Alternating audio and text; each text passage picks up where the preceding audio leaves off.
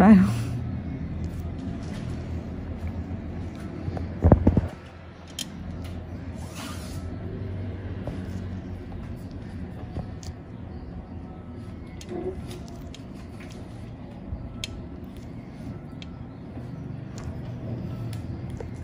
Ngại quá lấy mẫu mài sáng rành dở mà.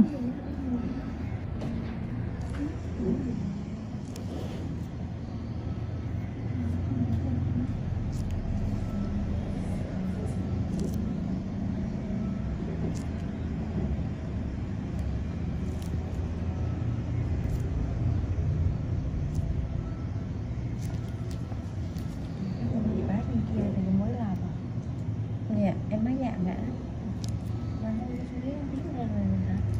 giảm bầm như nước chạp cỡ 2 tháng 6 hết vậy. Nhưng mà ít màu giảm hay bầm hơn màu mới đúng không? Màu giảm nó bầm hết trơn.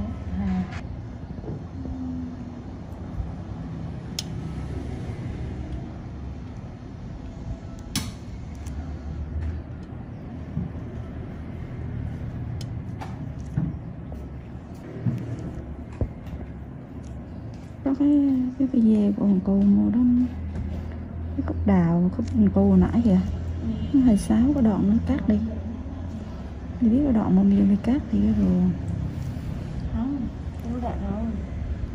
cái dê mà bị chai cái đi lung tung không thấy đường đi lung tung, Nhưng mà cũng được. Thôi lấy nấu chị.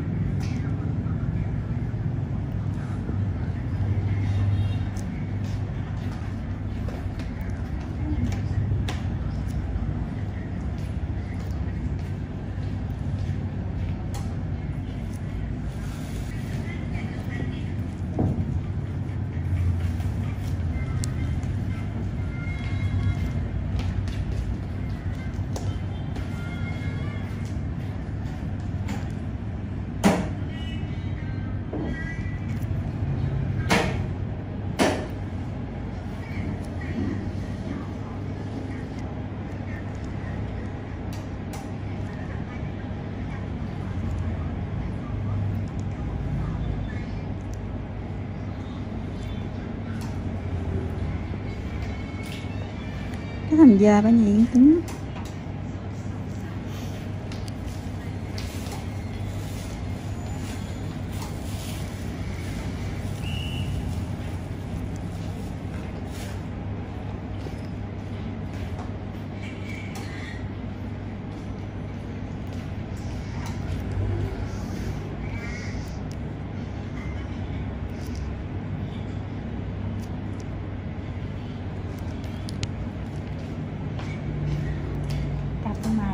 Làm 300 đô sướng quá vậy. 300 đô thôi. 300 đô là làm cho nhân viên với nhau đó. Làm sao quét? Đã hiện. Thế là chứng tỏ làm cho khách là đắt rồi.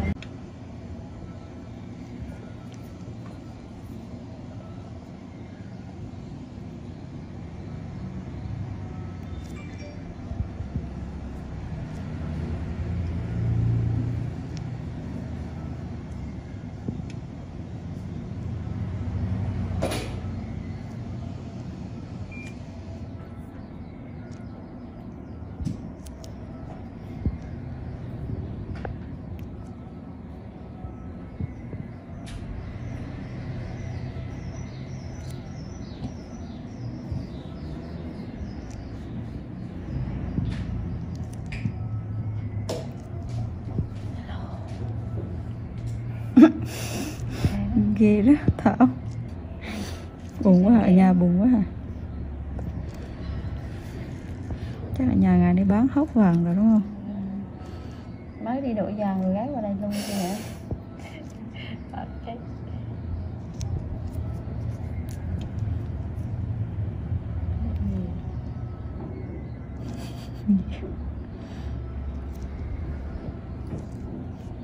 Người rành với chị có khác vậy? Ừ.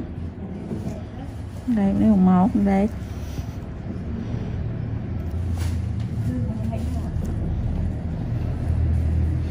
Lấy mã sao mày mổ có nghĩ là Mày cổ.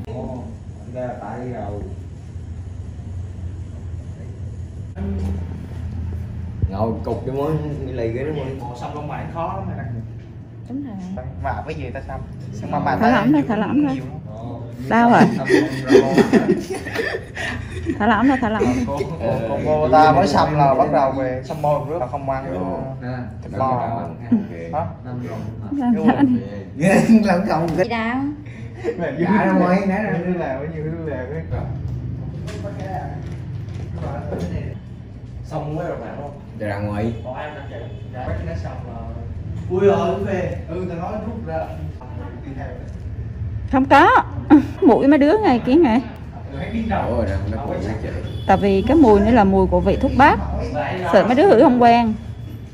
Nhưng mà nói chung là đúng rồi, thả lỏng thôi thì cái cơ mình không có căng là chị xịt. Trước khi ấy thả lỏng bình thường rồi cái đầu điếng luôn. Đúng rồi, gồng là nó cứng quá là chị phải dùng lực mạnh thôi thôi. Với lại cái cơ ý là ồn quá.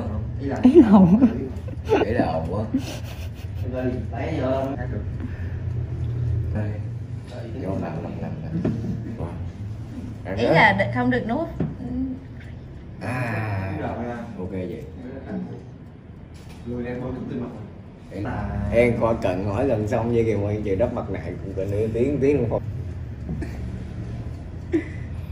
Cà phê có đều. Hay đó.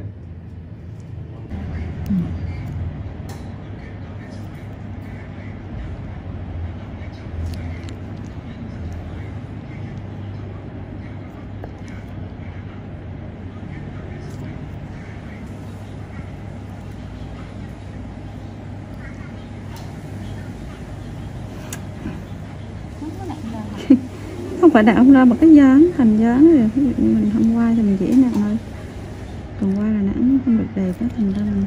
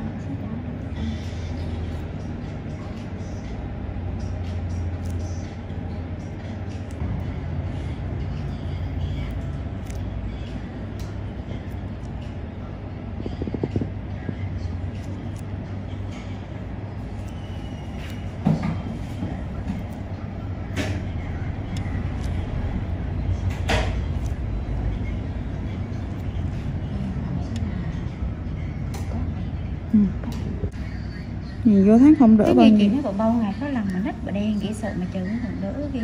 Đâu ngày có lần nữa. Dạ, tại vì em làm mà em thấy không hiệu quả, tự nhiên em thấy em khó chịu, chị biết không? Thôi chị có dùng Chị không dùng thuốc. không dùng lan luôn phải không chị? Xong hơi nách cho chị cho em rồi không cho chị vô giường trong đây nè chứ. Đây không cần xanh đây. Ừ. Không cần xanh hai. Đi nó là xong để đi bắn mạnh hơn đó. Ừ.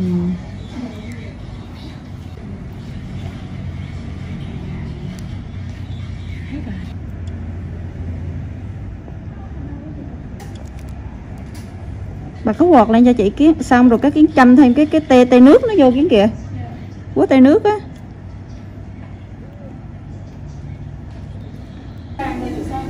Châm thêm tê nước vô đi.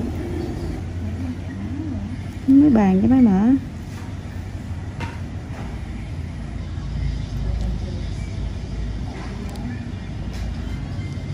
Sao mà trừ tê làm cho chị tới 8 giờ. Cái do trừ làm xong về tụi mà trừ làm bé Nhi nữa mà. Dạ không làm đi, làm cho chị đi. Làm được chị. Không được chị.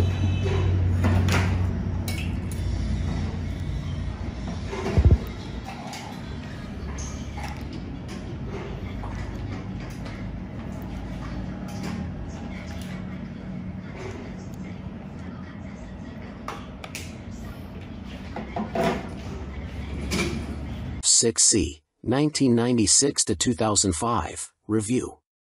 Basically a stripped-down Honda GL 1500 Gold Wing, with lower gearing and 6 carbs. The Honda F6C Valkyrie is actually reasonably good fun to ride, and some might say it's best-made motorcycle in America. The Honda Rune 1800 looks like some kind of Dan Dare spacecraft, mental. Ride quality and brakes. Here, the Honda F6C Valkyrie surprises many riders. So long as there's plenty of advanced planning, the motorcycle can be made to go around a corner fairly fast, for a cruiser, and still offers a luxurious ride on motorways. The Honda Rune 1800 is more ponderous, but then you'd want to travel slowly so people could stare for longer. The Honda Valkyrie's big problem for many cruiser riders is that it just isn't a V-twin. Instead, a burbling flat 6 Honda GL 1500 Gold Wing motor seems to sanitized for most, too damn quiet. Sure, the Honda F6C Valkyrie's 100 brake horsepower motor is enough to send the thing whizzing along in unfeasible speeds, but it's easily out-accelerated by the Triumph Rocket 3, any old Yamaha VMAX and a whole boatload of rival power cruiser motorcycles these days. The Rune 1800 isn't really any faster. The Honda F6C Valkyrie rarely goes wrong, ever. It is a beautifully made motorcycle, with lavish chrome, thick paintwork and an engine that can cover 100,000 miles with basic oil/filter changes. The main problem with the motorcycle is keeping its hundreds of nooks and crannies clean. Double that cleaning time on the Honda Rune 1800. Our Honda Valkyrie FC6 owners' reviews show a very reliable bike, which is the norm for Hondas. For most of its life it was available as a personal import from the USA, and there aren't that many around, which keeps resale values high. Honda F6C Valkyrie motorcycles with the hard luggage touring kit on seem to be sought after. Buy a good used motorcycle and you can 5 years biking for about $2,000 in depreciation. The Honda Rune 1800 costs big bucks and is for lotto millionaires and poseurs only. Huge brakes, beefy forks and a proper 2-person saddle are some of the useful features on the Honda F6C Valkyrie. It could use the reverse gear of the Gold Wing and there's no screen as standard on the Honda F6C Valkyrie. Naturally, there's a whole phone book of accessories to be had, from both Honda and US aftermarket motorcycle accessory suppliers. Sci-fi bodywork on the Rune looks stunning. Welcome to BBC Motor Reviews channel. KTM 1090 Adventure, 2017 on review. The chassis copes with the extra power with ease. In fact, it feels like it could handle a further 25 brake horsepower. The conventional 48mm WP forks and WP rear shock work straight out of the box. The forks are non-adjustable, but on our test route that didn't pose any problems. A 170-section rear tire and the 1090's relatively low weight enable it to be hustled with ease. Boring it certainly isn't.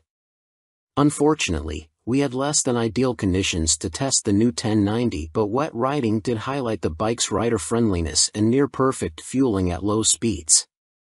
There are 3 riding modes: Sport, Street, and Rain, with an optional off-road setting. Each mode changes the engine characteristics and level of traction control intervention. Although it's called the 1090, the engine is the same 1050 cubic centimeters motor as used in the outgoing 1050 Adventure. In the old model, KTM restricted it to 95 brake horsepower, but they've unleashed an extra 30 brake horsepower for the 1090, pushing peak power to 125 brake horsepower and torque to 80.4 ft-lb. On the road it deals like KTM have thrown a bottle of vodka into the punch bowl along with a dozen cans of Red Bull. The 1090 is much livelier and more fun to ride yet still has the ease of use of the original 1050. Confusingly, KTM also offer a 95 brake horsepower version of the 1090, which can then be restricted further to 47 brake horsepower for those on an A2 license. KTM's LC8 engine is a proven motor by now, with few problems to report, and KTM's Adventure family are well built. The 1090 Adventure comes in much cheaper than the more premium competition, without skimping on quality. The standard price of £11,299 is good value, although the bike we tested would have cost £12,800. As the 1090 is the baby of the Adventure range, the spec doesn't quite match that of its bigger brothers, but you do get 3 riding modes as standard, sport, street and rain. An off-road setting can be unlocked with the optional off-road pack, £243.78. Traction control and ABS are standard but not lean sensitive, and the TC can't be deactivated on the move. Old-style clocks remain. Welcome to BBC Motor Reviews channel. Cinis Akuma 125, 2022 on review. Priced at £2,599, the Akuma significantly undercuts the popular Honda MSX 125 Grom, which is its obvious target. And though my preference is for traditional-looking bikes with a retro feel, like the WK Scrambler or Cinis' own Outlaw, after riding the updated Akuma, I'm genuinely impressed. Ride quality and handling are altogether spot on, and though not the outright fastest, it's plenty quick enough. Yes, perhaps the seat leans you a bit too far forwards, and at 6 foot tall my knees are a bit high, but this aggressive style and involving feel make the Akuma a confidence-inspiring and solid first ride for any newcomer. If I wasn't a skint student on part-time wages, I'd buy one without a moment's hesitation. Can't say much more than that. For 2022, the Cinis has larger 14 inches wheels, upgraded from the previous 12 inches. Still small, they improve handling and give a stable feel around corners, while still making the Akuma very agile at low speed and in close quarters. The handling is smooth too, thanks to the suspension and low center of gravity, and with the seat pushing you forwards you can really feel every inch the bike. Leaning forwards into corners and tucking in on the straights, the Akuma might be a modern monkey bike but rides like, well, a proper bike. They call it the Mini Monster and it deserves the nickname, being a down-to-earth yet modern bike that both looks and rides the part. Being angled steeply forward means the seat does affect comfort, and with the abrupt shape of the tank you need to be gentle with the brakes. The Akuma is also very compact, it's physically smaller than my own WK Scrambler 50. However, although perhaps better suited to smaller riders, with its 820mm seat height the Cinis happily supports 6 feet of teenager. Both the front and rear brakes very good, and they're combined, which means the front is linked to the rear. There's no ABS, however. Being air-cooled instead of liquid-cooled doesn't really match the modern style of the Akuma, and with 9.7 brake horsepower it's not as powerful as other more modern bikes. However, this also means welcome simplicity and you'll get your money's worth of reliability. It's also fast enough. Accelerating sharply and with a more than adequate 67 miles per hour indicated top speed, the Akuma feels swift and has the smoothest, easiest gear change of any 125 cubic centimeters bike I've ridden. Most noticeable of all the Akuma's features is the 3-tiered exhaust. It's not just an eye-catching MV Augusta styling trick but 3 fully functioning pipes that sound ace as well as looking great. With aggressive shapes, new blacked-out finishes, steel trellis frame, which is non-structural, and its raised tank giving the look of an arched back and so resembling a big cat, go on, imagine, riding the Akuma makes me feel like I stand out from the crowd. Which is important for the teenage market. switchgear, components and overall finish look and feel pretty good for a $2,500 bike. Some fasteners and smaller parts will need coating with anti-corrosion treatment for winter use, but that's true of some bikes costing 5 times as much. And overall the Cines does a good job of disproving preconceptions about cheap, flimsy Chinese bikes. Honda's trendy MSX 125 costs £3,849. Yes, it's a bit nicer finished than the Cines and will hold its value better, but it's only got the same power, and the extra £1,300 over the Akuma can be a big ask for a cash-strapped teen. Benelli's TNT 125 is also made in China and costs the same as the Cines. It's got a couple of horses more and a neat-looking trellis frame, but it's also a tad gaudy and in your face. Picking between them is as much down to their image and personal preference as anything else. Tech fan? You'll be interested to learn that the display now has multiple color options as well as brightness settings. At first, I thought it was just another knick-knack, however it is helpful especially in changing weather or when looking through a tinted visor. And it's like socks with days of the week on, every day can be a new color. The display is also crystal clear and comes with a small array of function as expected: time, trip, odometer. Something that I quite like are the large buttons that the Cines uses. None of this tapping the wrong control malarkey, just big simple buttons, easy as you like.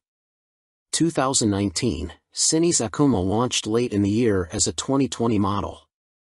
Modern monkey bike with air-cooled 4-stroke single and 12-inch wheels.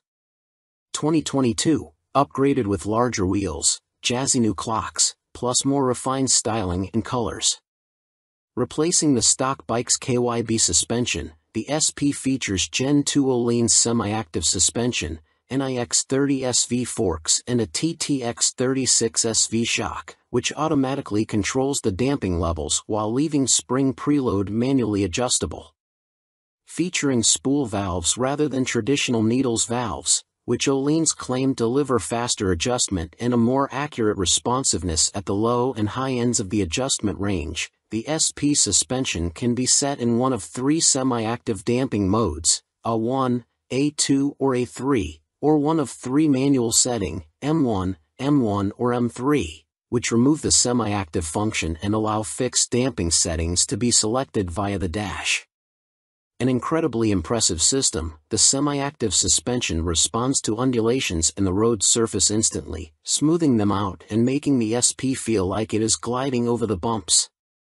Harsh ones still give you a kick, but unlike on a conventional system, the semi-active damping instantly recovers and keeps the MT nicely composed, a feature that reduces its tendency to shake its head when exiting bends under hard acceleration. On the UK's roads, A2 is the best option for bumpy B-roads where A1 suits fast, smoother road better, and A3 is more for straight-line cruising, as when the pace ups it feels a bit soft at the rear end. And the SP's brakes are better too. Fitting braided steel lines can make a bike's brakes feel horribly dead at the lever as they lack rubber lines comforting initial squish. However, on the SP there is still enough feel to allow you to apply small amounts of pressure accurately via the new Brembo Radial Master cylinder.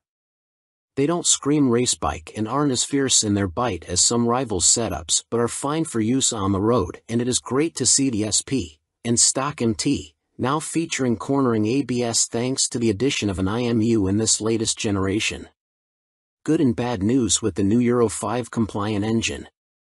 Starting with the good, thanks to the revised fuel injection system, the throttle response is now smooth. In B mode, A mode is still a bit too aggressive for road use, and the crossplane's enhanced mid-range surge of power is staggering, as is the wonderful offbeat sound, which has been tuned through a new intake system and feel.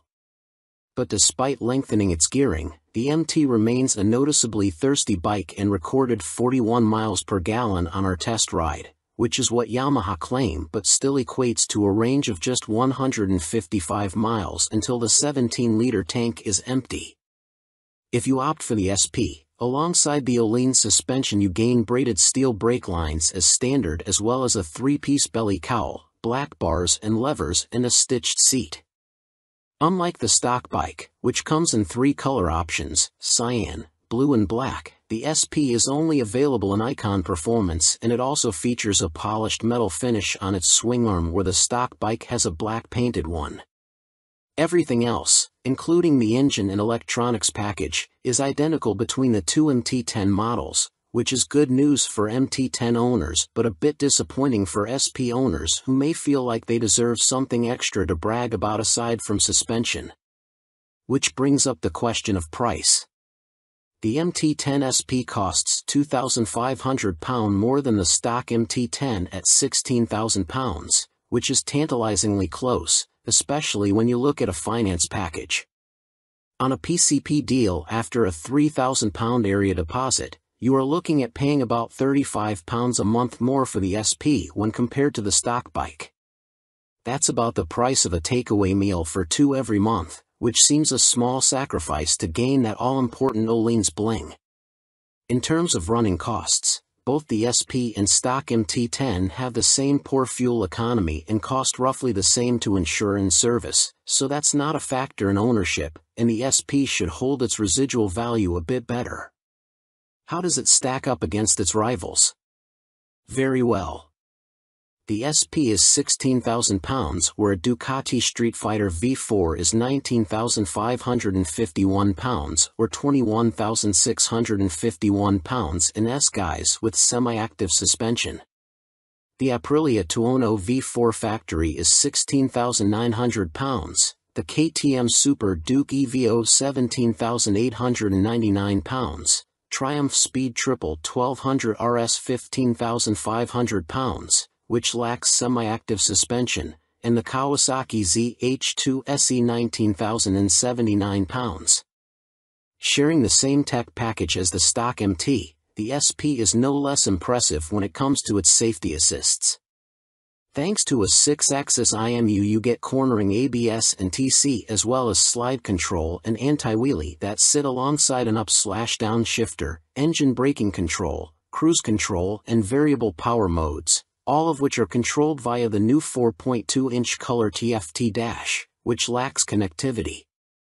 While the electronics perform faultlessly, and the quickshifter is excellent, it is tricky to see which of the various acronyms you are selecting should you wish to tweak their. Welcome to BBC Motor Reviews channel. Triumph Rocket 3, 2020 on review. Suspension, steering and stopping are all worlds ahead of the previous Rocket 3. And as a result it now feels like a laughably large but comprehensively capable motorcycle, rather than a cartoon cruiser caricature. Related, 2020 Triumph Rocket 3 TFC news on MCN. First impressions might be dominated by the Rocket's vast proportions and the curiosity factor of cramming a motor larger than a typical family car between 2 wheels, but after a day spent studying the quality details, experiencing the meticulously managed power and appreciating the enormous improvements in refinement, you walk away feeling thoroughly impressed. The new Rocket 3 is exciting, eye-catching, attention-grabbing and pulse-raising, yet avoids straying into feeling frivolous, ridiculous, or pointless. Forget the previous Triumph Rocket 3's cumbersome bulk, heavy-handed handling, basic running gear and Romanesque name badge. The new Rocket 3's chassis is totally different. A cast aluminium spine frame replaces the old twin steel tubes, helping contribute to an incredible 40 kilograms saving over the previous bike, while steering geometry is sharper and the wheelbase is shorter. As a result, the Rocket now has a proper appetite for corners the old bike couldn't dream of. Turn-in is easy, holding a line mid-corner needs little inside bar pressure, and flick-flacking from full lean left to right, and still ending up where you intended, is absurdly accurate for a bike with a fueled weight north of 320 kilograms. Suspension is by Showa, with 47mm adjustable upside-down forks up front, and an adjustable monoshock monitoring the shaft drive. No electronic adjustment though, the clickers are all manual. The front's set pretty firm, meaning you can haul hard on the flagship Brembo Stylema front brakes. Even the rear brake is a 4-pot radially mounted caliper, to generate huge stopping force without the bike trying to tie itself in knots. Ride quality is generally good, though the short travel shock, just 107 millimeters, has to work hard and can feel bouncy. Drive hard and you can clearly feel the rear end of the bike jack up though, a result of the torque reaction from the shaft drive being unchecked by any kind of parallelogram setup. The Rocket 3 comes in two flavors, Roadster R and Touring GT, with the main difference being riding position.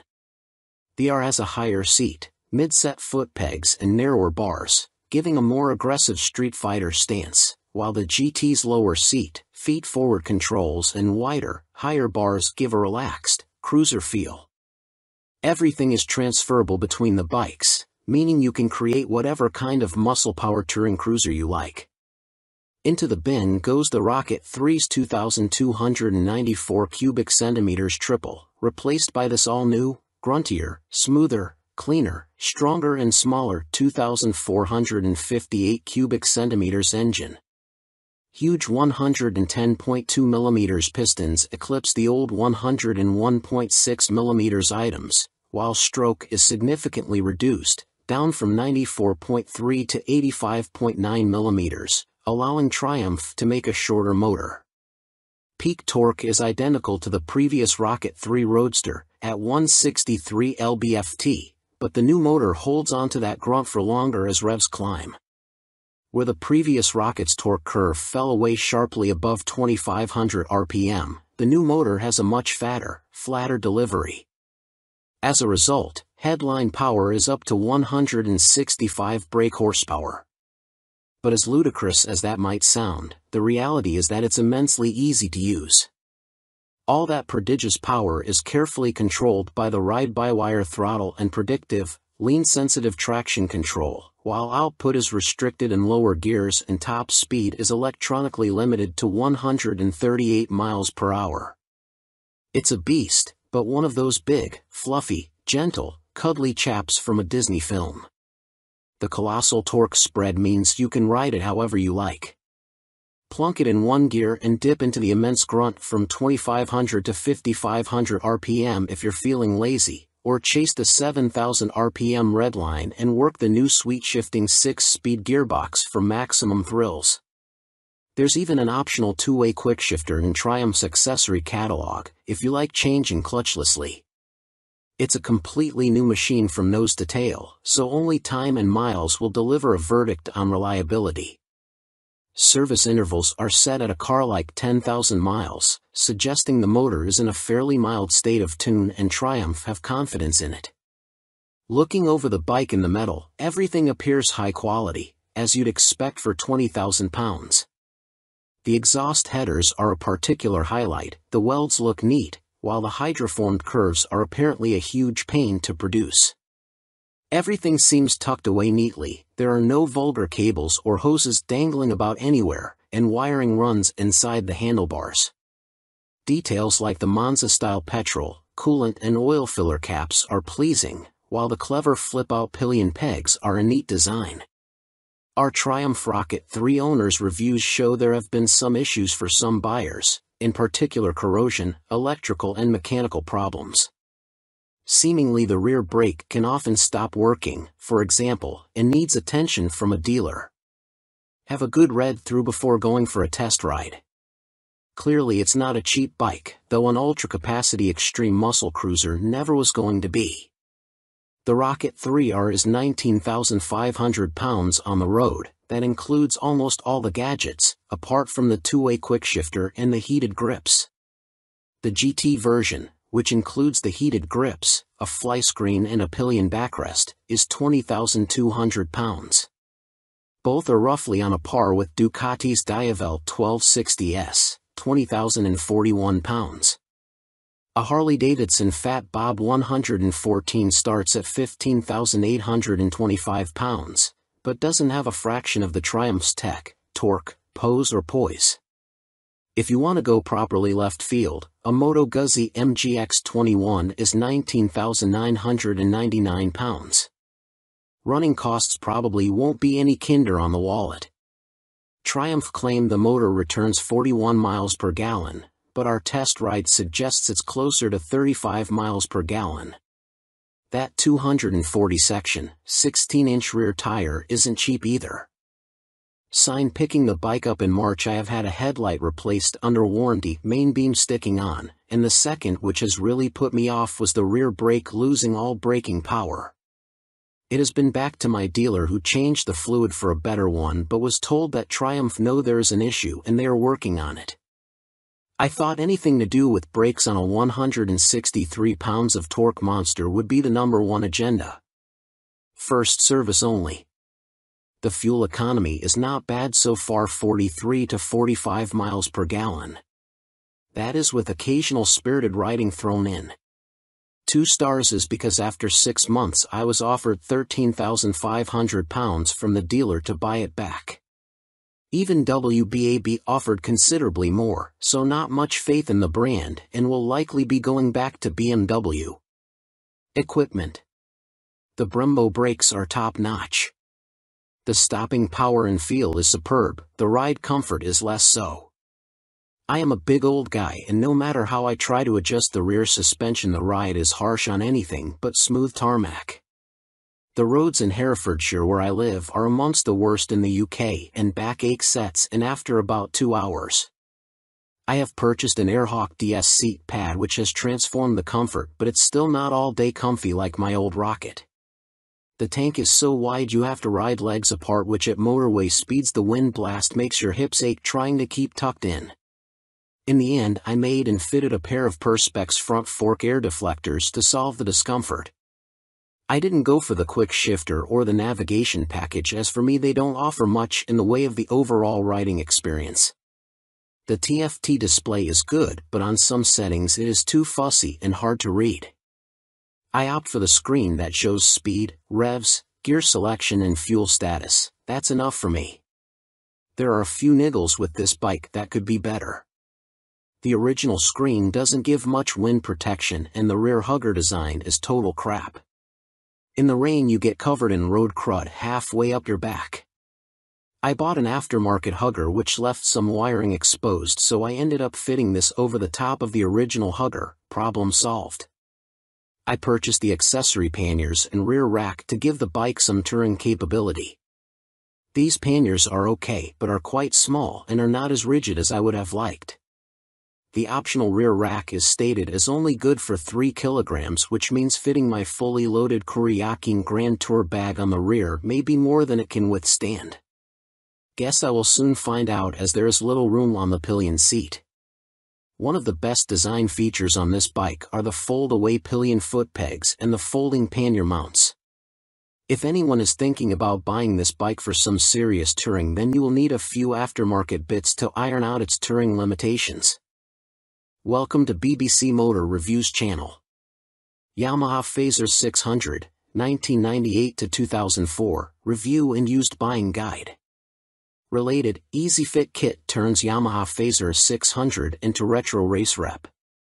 In fact, since Yamaha stopped the FZS 600 Phasers production in 2003, it has taken them until the launch of the Tracer 700 to replicate the Phaser's magic formula. However, in 1999 the Yamaha Phaser 600 was the best-selling bike in its class, and by 2002 the firm had sold over 83,000 units. There's a reason the Yamaha Phaser has such a strong following. As soon as its wheels start to turn you are right at home. It is ease personified and most of this warm feeling comes from the wonderful motor. With the Phaser, Yamaha got the basics right and that's what makes it such a great bike. The tank range is long, the seat comfortable, the fairing effective, the brake sharp and the motor strong in the mid-range and extremely reliable. The suspension may be a bit baggy, but if that's the Yamaha Phaser's only real fault 22 years after it was launched then that's not bad going. Useful Yamaha Phaser 600 specialists include www.foc-u.co.uk and yamahaclub.com. Read on for our full used buying guide. Ride quality and brakes.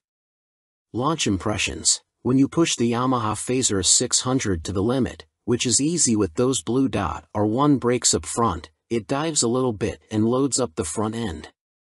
It waggles a bit, but the handling is generally confidence-inspiring, and if you take it steady you could ride to Budapest on a Yamaha FCS 600 Phaser and feel no severe aches or pains. Yamaha Phaser 600, what does it ride like now? With limited suspension adjustment, post-2000 models have variable damping in their forks. The Yamaha Phaser is a bit wobbly in the corners, and the Sumitomo calipers shared with the R1 quickly overwhelm the forks when you brake hard. But where on some bikes this is an annoyance, on the Phaser it makes you giggle and adds to the amusement factor. There's just under 100 brake horsepower in the Yamaha FCS 600 Phaser's detuned Thundercat 600 cubic centimeters, 4-cylinder engine, and that's plenty for backroad fun, as well as motorway commuting if needs be. The Yamaha FCS 600 Phaser delivers its power in a wide spread, and the 6-speed gearbox is there if you feel like playing tag with sports bikes. Yamaha Phaser 600, what's the drivetrain like now? The inline-4 is beautifully smooth and has that lovely mid-range pull you get with an old long-stroke unit. It's not revvy or buzzy like the FC6's engine, it's just silky smooth and full of drive. The gearbox may be showing its age, the linkage is notoriously sloppy when worn, but it clunks into gear with a reassuringly solid feel, and the bike is more than happy to break the national speed limit when asked. The Yamaha Phaser is a fairly well-made motorcycle, and except for the black painted downpipes rotting away, or the brake calipers seizing up, the Yamaha Phaser doesn't suffer big problems. It can rack up very high miles with regular servicing. Apart from its thirst for fuel, it would make a great dispatcher's motorcycle. Yamaha Phaser 600 reliability. We've got a whopping 52 Yamaha Phaser 600 owners reviews on the site, and the bike scores 4.6 stars out of 5 overall, with the same score for build quality and reliability. This is an incredibly high score, meaning it's safe to say you can depend on the Phaser 600. Minor issues include the Phaser lacking more modern equipment such as more electronics, but this is an old bike now. You can't expect the world. Its value more than matches its spec. Yamaha Phaser 600 common problems. Early ignition barrels aren't very strong. Check it works smoothly and that the ignition key works the fuel cap and seat lock. The headlight bracket bends if the bike is in an accident and few people replace it, so always check the fairing looks square on the bike. The steel swing arm can trap water and rot around the chain adjusters, so inspect this area well for any obvious rust damage. The Phaser has a 110/70 front tire, and as a result tire choice is limited. You can fit a 120/70, but this can interfere with the mudguard. Yamaha Phaser 600, a mechanic's take. By Chris Spinks, Chief Instructor, Metropolis Training School. The key factor when buying a used FCS 600 Phaser is seeing if it goes into second gear. First gear on the Phaser is quite short, and the jump to second puts a lot of strain on the gearbox. This can cause the second gear selector fork to bend, and that leads to a really stiff change and eventually a broken gearbox. On a cheap bike such as a used Phaser, that can write the bike off as replacing it is not economically viable, as a complete gasket kit costs £500. That said, when I destroyed my Phaser's gearbox on a track day, I bought a new motor for £400, and swapping them over was fairly simple. The sprocket retaining nut is a classic Phaser fault and well documented. The nut comes loose, the sprocket slides off the shaft and then sits on the threaded part of the output shaft. People think the clutch is gone and rev the motor, which causes the sprocket to strip all the threads off the shaft. You can slide the sprocket back on and spot weld it in place, but you need to be careful not to overheat the seals. As long as you fit the nut correctly using the locking washer, you should be fine, although Yamaha did release a deeper threaded nut and this sorts the issue. The lights on the Phaser are poor, but on the 1998 9 model the bulb vibrates and creates a white powder that fills up the lenses. This is impossible to remove and makes the light even worse. Some owners change the lume to convert the Phaser to twin headlights, which is very easy, but you need to tilt the main beam down or it will fail an MOT. After 15,000 miles the shock will be duff. I'd recommend getting the forks rebuilt and buying an aftermarket shock. Don't be tempted to go for a stiff fork springs. I've found softer ones works better. When it comes to the finish, the paint likes to flake off from the engine's fins, so don't jet wash the engine, and check the downpipes. The motor is totally bulletproof, but the cam chain tensioner can need changing and it is a nightmare to get to. At the end of the day, a well-looked-after phaser is a brilliant buy and totally reliable. At the training school we would see them cover over 65,000 trouble-free miles with only oil changes. Extrema Makeover, Aprilia put the RS660 on a diet for a limited edition focused model. Alongside the surprise launch of their 2023 BX450, Bimota have shed more light on supercharged Tessie Tourer currently in development. Now officially called the Terra, we first caught a glimpse of the bike as a basic design sketch at the 2021 EICMA show, with a spokesperson for the Rimini firm later confirming to MCN that it would be powered by the 4-cylinder motor found in Kawasaki's Ninja H2SX range. Never before have Bimota been present in this market segment, Bimota COO, Pierluigi Marconi, said in a statement. No one has this much fun and function in one package. The Terra is an attention grabber that will act like a halo for Bimota by attracting further consumer attention to our impressive vehicle lineup, he continued. Although details remain scarce, Bimota have gone into some depth on the new steering system, which sits diagonally between a front subframe and the front wheel. There are no front forks like a conventional motorcycle, which should aid front-end stability and the ability to trail brake into a corner. This is because braking forces are kept away from the front suspension, leaving it free to deal with bumps in the road.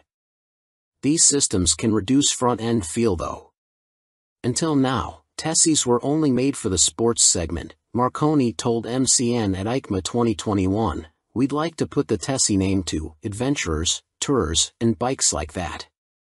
Our philosophy is to have two lines of bikes, he added. One is the Tessie line and one is for more traditional models.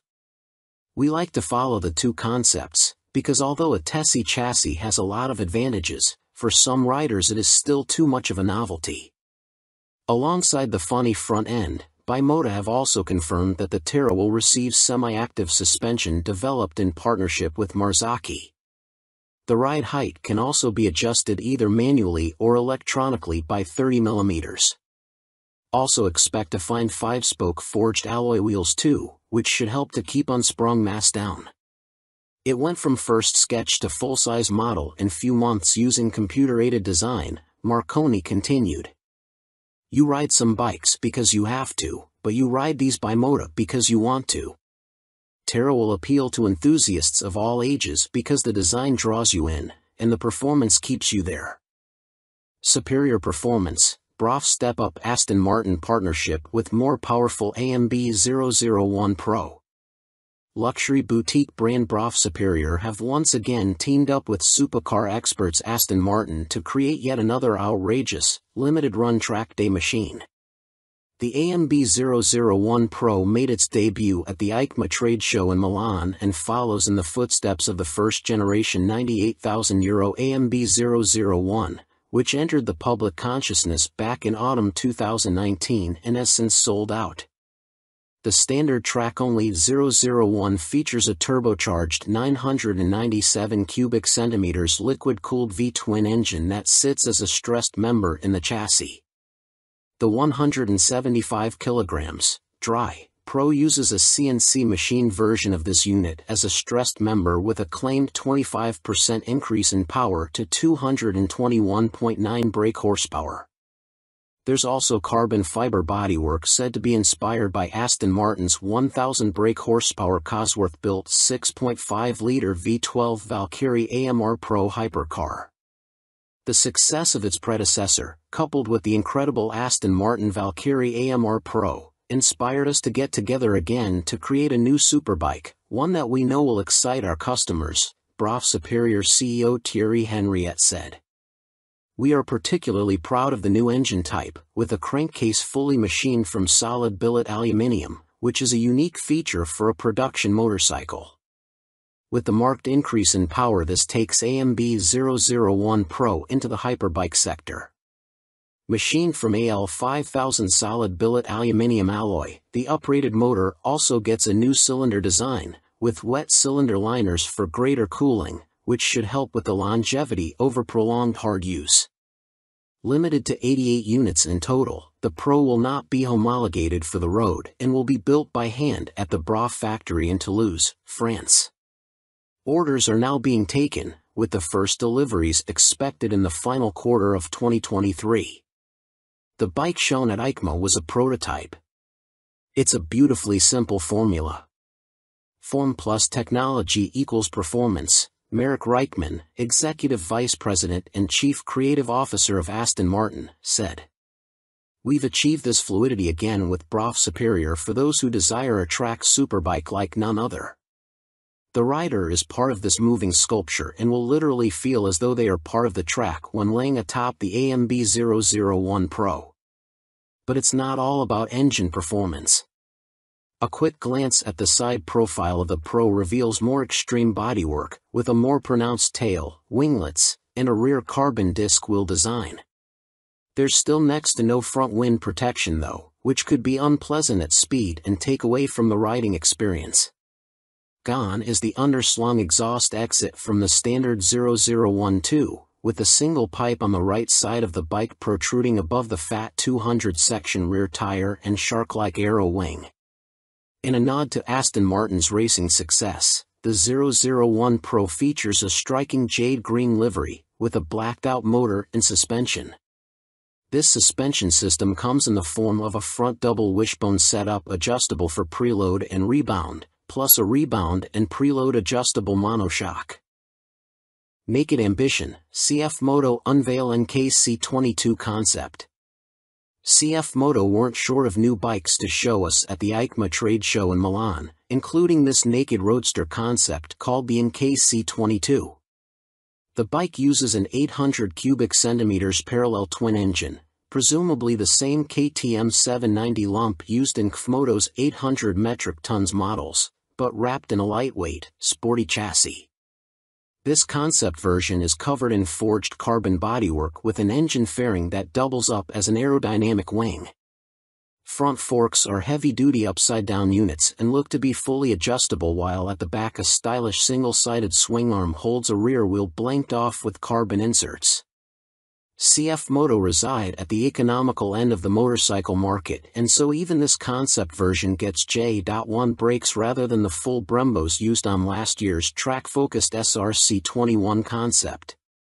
Twin SC Project exhausts complete the aggressive, sporty look and would, from the looks of them, far exceed UK homologation noise limits, so expect something more sensible on the finished bike. The M button on the left switchgear and the word Street on the bottom of the TFT dash display suggest that a selection of rider modes is available with up and down buttons for cruise control also included. And the telltale phone symbol elsewhere on the screen means there's smartphone connectivity, too. CF Moto reside at the economical end of the motorcycle market, and so even this concept version gets J.1 brakes rather than the full Brembos used on last year's track-focused SRC21 concept. Twin SC Project exhausts complete the aggressive, sporty look and would, from the looks of them, far exceed UK homologation noise limits, so expect something more sensible on the finished bike. The M button on the left switchgear and the word Street on the bottom of the TFT dash display suggest that a selection of rider modes is available with up and down buttons for cruise control also included. And the telltale phone symbol elsewhere on the screen means there's smartphone connectivity, too. Naked Ambition, CF Moto unveil NKC22 concept. CF Moto weren't short of new bikes to show us at the EICMA trade show in Milan, including this naked roadster concept called the NKC22. The bike uses an 800 cubic centimeters parallel twin engine, presumably the same KTM 790 lump used in KFMoto's 800 metric tons models, but wrapped in a lightweight, sporty chassis. This concept version is covered in forged carbon bodywork with an engine fairing that doubles up as an aerodynamic wing. Front forks are heavy-duty upside-down units and look to be fully adjustable, while at the back a stylish single-sided swing arm holds a rear wheel blanked off with carbon inserts. CF Moto reside at the economical end of the motorcycle market, and so even this concept version gets J.1 brakes rather than the full Brembos used on last year's track-focused SRC21 concept. Twin SC Project exhausts complete the aggressive, sporty look and would, from the looks of them, far exceed UK homologation noise limits, so expect something more sensible on the finished bike. The M button on the left switchgear and the word Street on the bottom of the TFT dash display suggest that a selection of rider modes is available with up and down buttons for cruise control also included. And the telltale phone symbol elsewhere on the screen means there's smartphone connectivity, too. CF Moto reside at the economical end of the motorcycle market, and so even this concept version gets J.1 brakes rather than the full Brembos used on last year's track-focused SRC21 concept. Twin SC Project exhausts complete the aggressive, sporty look and would, from the looks of them, far exceed UK homologation noise limits, so expect something more sensible on the finished bike. The M button on the left switchgear and the word Street on the bottom of the TFT dash display suggest that a selection of rider modes is available with up and down buttons for cruise control also included. And the telltale phone symbol elsewhere on the screen means there's smartphone connectivity, too. Fantic released their first twin, the Caballero 700 Scrambler. Fantic has revealed their first modern-era twin-cylinder machine with a 700 cubic centimeters scrambler joining their Caballero range. Fantic are making the most of their partnership with Yamaha, announced at the beginning of 2021, as the bike uses the 689 cubic centimeters, liquid-cooled Euro 5 engine seen in the MT-07, Tenere 700 and R7. There has been no retuning of the CP2 twin either, as Fantic claim the Caballero will hit the showrooms in April next year, boasting 75 brake horsepower and around 50 lb.ft of torque, identical to the R7 and considerably more than the 40 brake horsepower and 31 lb.ft of torque of the Caballero 500 Scrambler. Elsewhere, the 700 sports the same 19 inches front and 17 inches rear, aluminium, spoked wheels as its small-capacity sibling.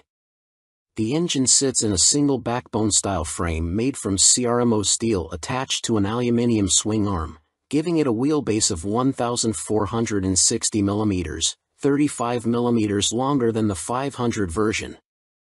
One of the most immediately obvious differences between the two capacity scramblers is the exhaust system. The new 2-into-1-into-2 setup runs under the engine, over the swing arm to exit in roughly the same position. Both machines have a seat height of around 830 mm. Connecting frame to wheel will be a 45 mm upside-down fork made by VRM Marzocchi. The Italian manufacturer also supplies the rear monoshock with preload adjustment. Brembo is the manufacturer of choice for the calipers, with a 4-piston unit gripping the 330 mm front disc and a 2-piston, 245 mm setup on the rear. In another first for Fantic, cornering ABS will be standard on the 700. The system will sense the bike's lean angle and fine-tune the braking response accordingly. Traction control also makes its debut to the Fantic lineup, with both rider aids and 3 rider modes, road, off-road and custom, manipulated via a 3.5 inches TFT display with Bluetooth connectivity. A 14-liter fuel tank may be a little on the small side, although the claimed 180 kilograms curb weight should prove competitive when it comes to commuting or a bit of backlane scratching. An expected price tag of around £9,000 may put some off, although stylish looks, proven engine and handling potential could tempt many. Stuart Prestige. By Stuart Prestige. All-weather rider with a penchant for long tours and hours in the saddle. You may also like. Honda released £30,000 limited edition McGuinness 100th TT Star Replica Fireblade SP. Who do you think you are, John McGuinness? Well, now you really can live out your TT fantasies, as Honda reveal they will build 30 examples of this CBR 1000RR or Fireblade SP John McGuinness 100th TT Start Replica Edition in celebration of the road racing legend's phenomenal accomplishments on the island.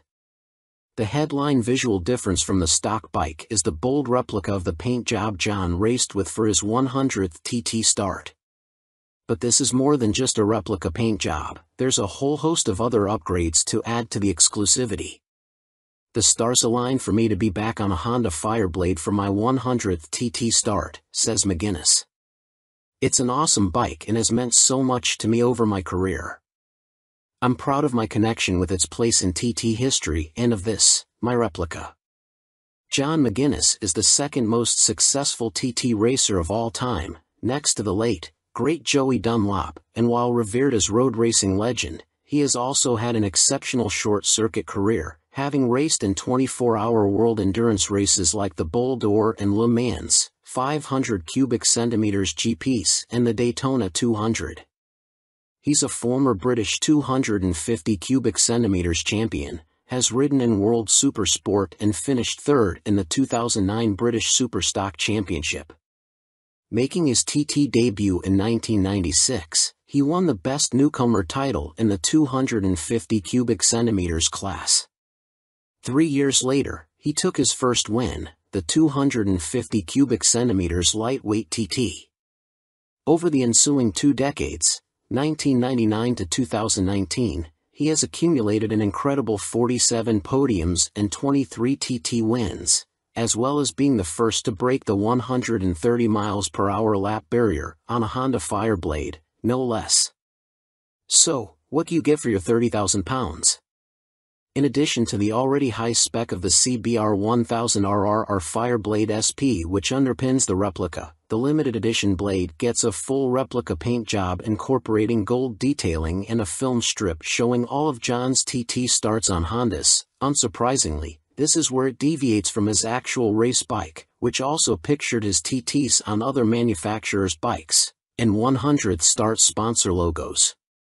There are gold wheel stripes, an individually numbered plaque on the headstock, genuine Honda carbon fiber front mudguard and carbon rear hugger, or rear seat cowl and tall screen, and Metzeler Racetech RR tires.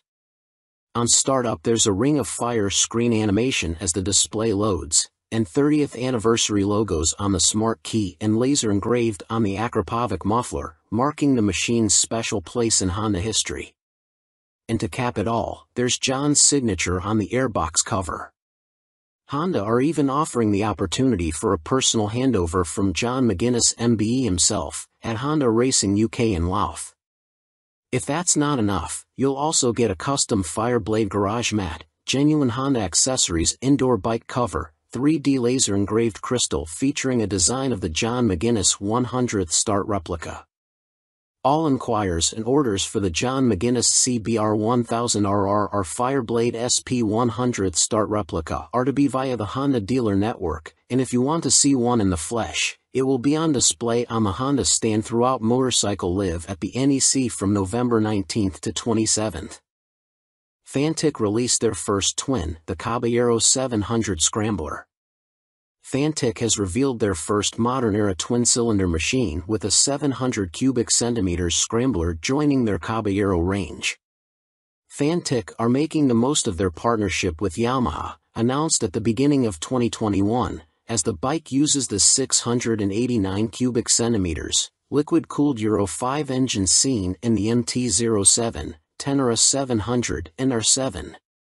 There has been no retuning of the CP2 twin either, as Fantic claim the Caballero will hit the showrooms in April next year, boasting 75 brake horsepower and around 50 lb-ft of torque, identical to the R7 and considerably more than the 40 brake horsepower and 31 lb-ft of torque of the Caballero 500 Scrambler. Elsewhere the 700 sports the same 19 inches front and 17 inches rear, aluminium, spoked wheels as its small-capacity sibling. The engine sits in a single backbone-style frame made from CRMO steel attached to an aluminium swing arm, giving it a wheelbase of 1,460 mm, 35 mm longer than the 500 version. One of the most immediately obvious differences between the two capacity scramblers is the exhaust system. The new 2-in-1-in-2 setup runs under the engine, over the swing arm to exit in roughly the same position. Both machines have a seat height of around 830 mm. Connecting frame to wheel will be a 45 mm upside-down fork made by VRM Marzocchi. The Italian manufacturer also supplies the rear monoshock with preload adjustment. Brembo is the manufacturer of choice for the calipers, with a 4-piston unit gripping the 330 mm front disc and a 2-piston, 245 mm setup on the rear. In another first for Fantic, cornering ABS will be standard on the 700. The system will sense the bike's lean angle and fine-tune the braking response accordingly.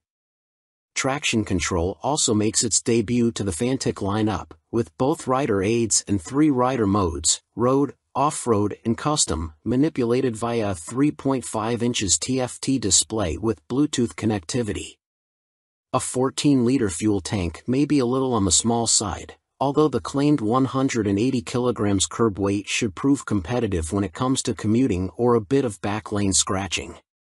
An expected price tag of around £9,000 may put some off, although stylish looks, proven engine and handling potential could tempt many. Stuart Prestige. By Stuart Prestige. All-weather rider with a penchant for long tours and hours in the saddle. You may also like 70s Superbike Stunner, MV Agusta Super Veloce 1000 Serie Oro. MV Agusta may not have been directly participating in the EICMA show in Milan last week, but it didn't stop them stealing the headlines with this stunning Super Veloce Serie Oro. The carbon-clad superbike uses the Brute Ale 1000RR as a base, meaning the same 998 cubic centimeters inline 4, producing a claimed 209.1 brake horsepower with a race kit installed. Inside this motor, you'll find a countershaft that rotates at twice the speed of the primary drive shaft with the aim of reducing vibrations and promoting faster cornering. You also get the same frame and single-sided swing arm, but now clad in carbon fiber bodywork inspired by MV's 1972 500 GP Racer.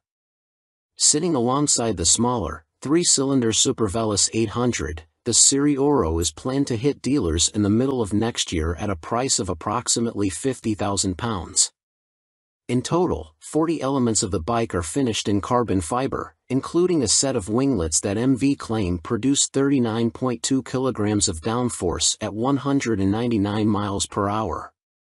You also get carbon fiber disc brake covers, which attempt to pay tribute to the drum brakes of old whilst also cooling the calipers, essential on a bike capable of such high speeds.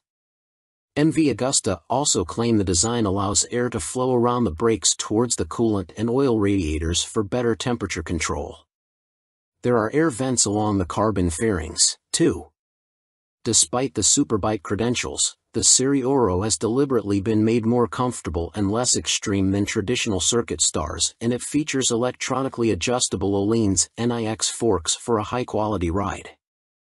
They are matched to an Öhlins TTX rear shock, which bolts directly to the swing arm. As you'd expect for a bike of this caliber, stopping power comes from premium Brembo Stylema monoblock calipers, which bite onto chunky front 320mm discs.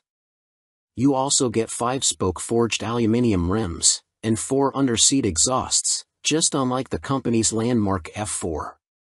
In addition, there's a suite of lean-sensitive electronics, plus a 5.5 inches TFT color dash to control them, with the added option of mobile connectivity. Dan Sutherland. By Dan Sutherland. News editor, sports bike nut, and racing fan. You may also like Vmoto range grows, Super Soco owners launch 3 new urban models at EICMA 2022. Electric scooter manufacturer Vmoto, parent company of Super Soco, have had a busy year, releasing 3 new models at EICMA, including the 125 cubic centimeters comparable e-bike, the Vmoto Soco Stash. The release of the production model comes just a year after the unveiling of the prototype, with the bike so named due to its multifunctional storage compartment, housed in the fuel tank, large enough for a full-face helmet or other accessories. At its heart is an electric motor producing an average 8 kilowatts with a peak of 15 kilowatts. This propels the Vmoto Stash to a top speed of 75 miles per hour when the boost is deployed. 68 miles per hour is on tap without the boost. A 72V removable battery provides the juice and can be charged using a fast charger in a conventional 3-pin plug in 3.5 hours. Charging without the fast charger will take between 5 and 6 hours. No range specifications have been released, but expect it to have the same 30-mile capacity of the Super Soco TS Street Hunter, which has the same top speed capability. A newly designed swing arm pivots off a solid, lightweight frame, driving a 17-inch rear wheel. A 17-incher is also fitted on the front, and ABS disc braking is standard. A relatively tall seat height of 830 mm awaits the rider, and the Stash has a curb weight of 143 kilograms. The company also unveiled their first dirt bike-style machine, which weighs in at just 84 kilograms. The machine comes in two models, the Vmoto On-R, which comes with road tires, or the OFFR, which is equipped with knoblet tires. The On-R/OFFR can be set up in either L1 configuration, comparable to a 50 cubic centimeters machine, or L3, which mimics a 125 cubic centimeters. In the L3 iteration, the bike can reach speeds topping 50 miles per hour, while the L1 configuration limits the top end to just under 30 miles per hour. Vmoto claim a range of up to 90 miles with recharge times taking 2 hours for the L1 configuration and 3 hours for the speedier L3. A die-cast aluminium frame cradles the 8 kilowatts motor, producing a claimed 190 feet per pound of instant torque. A swing arm with a single rear damper secures the belt-driven, rear-spoked wheel. No retail price has been provided. The Vmoto Soco F01 scooter is, technically speaking, not a new bike, as it was available as part of a commercial fleet, but now will be available to the general public, the company also announced at EICMA. The urban commuter will, like the On/OFFR models, will be available as an L1 or L3 configuration. A 2 kilowatts or 4 kilowatts, L1 and L3, motor will get the rider up to a maximum speed of 27 miles per hour for the L1 and 45 miles per hour for the L3 model.